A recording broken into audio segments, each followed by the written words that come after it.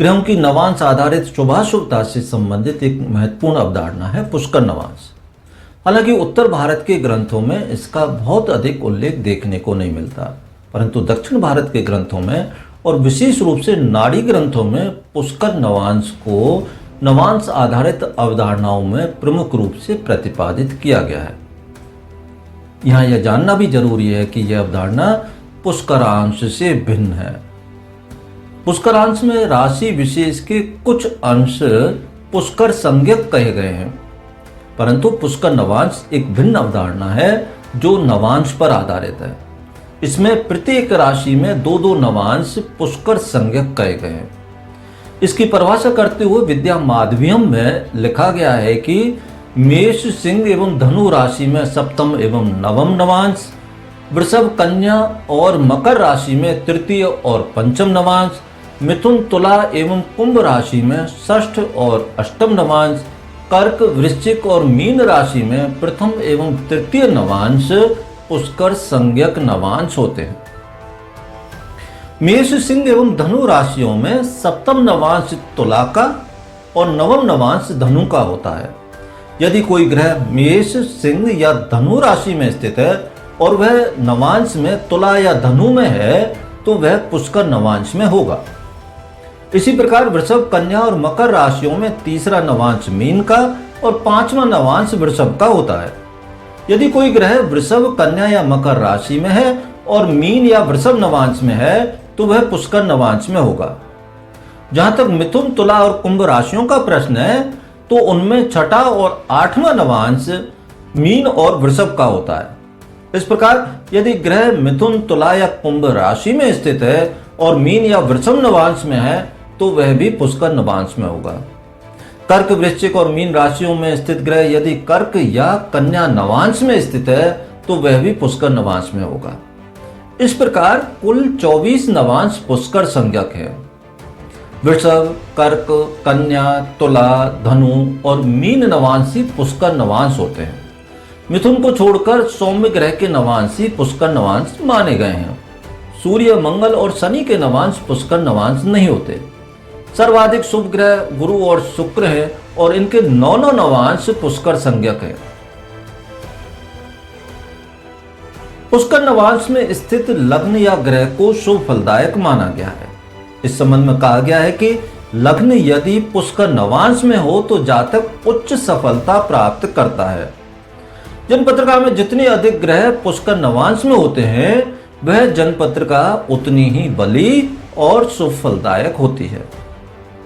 देव के लम में कहा गया है कि सूर्यादि सभी ग्रह पुष्कर नवांश में हो तो जातक लक्ष्मी कृपा प्राप्त करने वाला, धनवान, ऐश्वर्यवान, कीर्तिवान और सुखी होता है।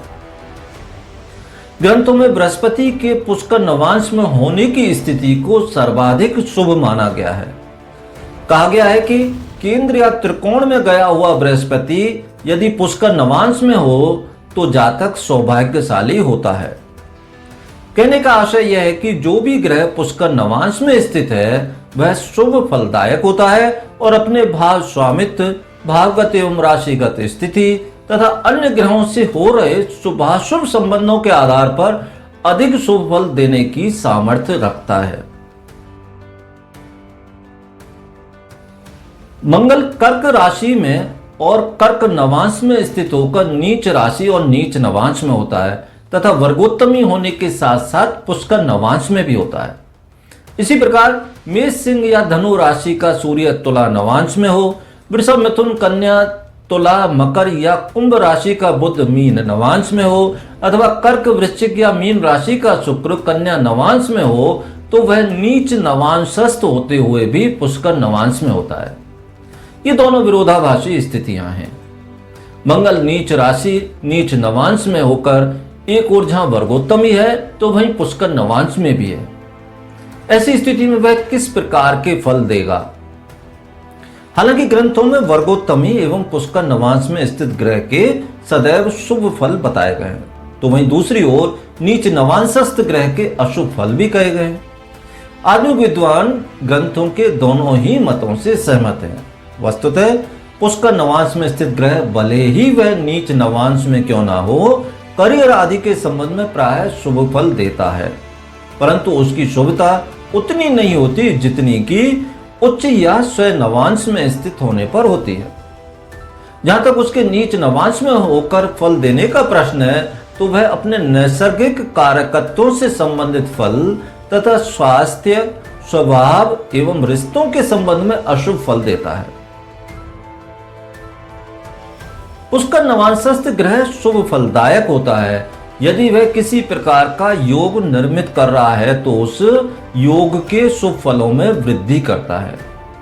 वस्तुतः पुष्कर नवांश में स्थित ग्रह की शुभ फल देने की सामर्थ्य बढ़ जाती है। उस सामर्थ्य के प्रभाव से वह राजयोग एवं धन योग के संबंध में बली होकर अधिक शुभ फल प्रदान करता है। ग्रंथों में भी पुष्कर नवांशस्थ ग्रह के कई योगों का वर्णन हुआ है। ऐसे ही कुछ योग यहाँ प्रस्तुत है।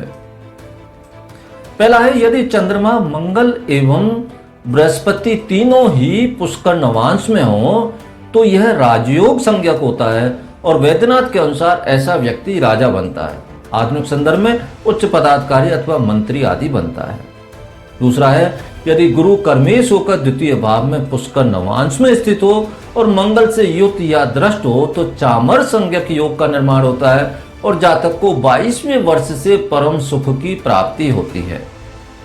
गुरु यदि पुष्कर नवांश में हो और कर्मेश मंगल से दृष्ट हो तो जातक भाग्यशाली होता है।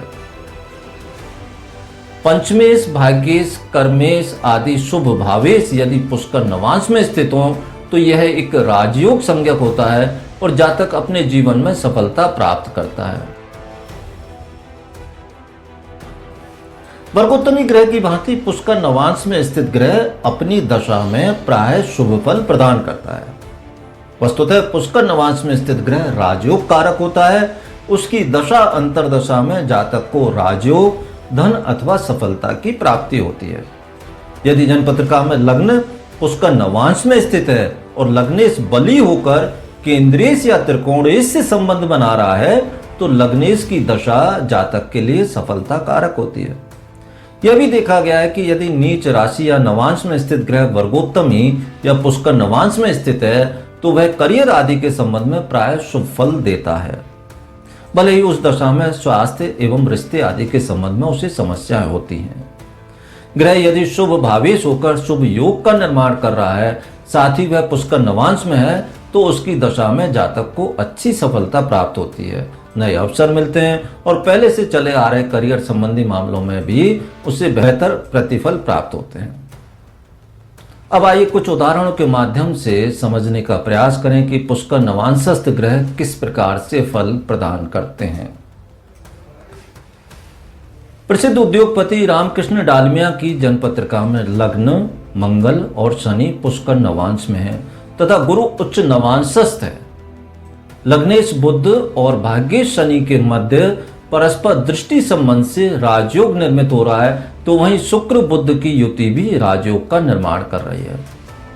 बुध नीचभंग राजयोग भी बना रहा है।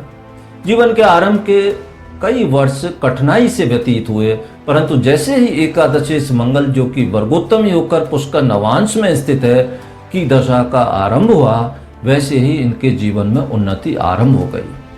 चीनी मिल, सीमेंट उद्योग आदि से आरंभ कर इन्होंने एक बड़ा व्यावसायिक साम्राज्य स्थापित कर लिया।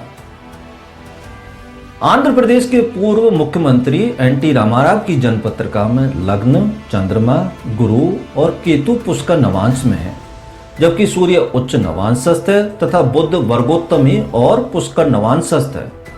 इनके जीवन में इन सब का विशेष फल प्राप्त हुआ। लग्न में पुष्कर नवांशस्थ चंद्रमा और गुरु की उपस्थिति है और श्रेष्ठ गजकेसरी योग का निर्माण हो रहा है। चंद्रमा और शुक्र परस्पर दृष्टि संबंध से राजयोग का निर्माण कर रहे हैं। राजयोग कारक ग्रहों के प्रभाव में स्थित गुरु भी स्वयं राजयोग के समान फल देने वाला बना हुआ है।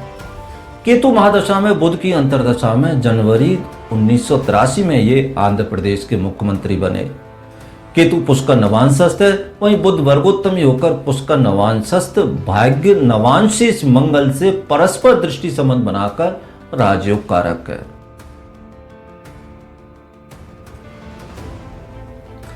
पुष्कर नवांश के संबंध में निष्कर्ष के रूप में कुछ फलित सूत्र प्रस्तुत है। जिन्हें फल कथन करते समय विचार करना चाहिए।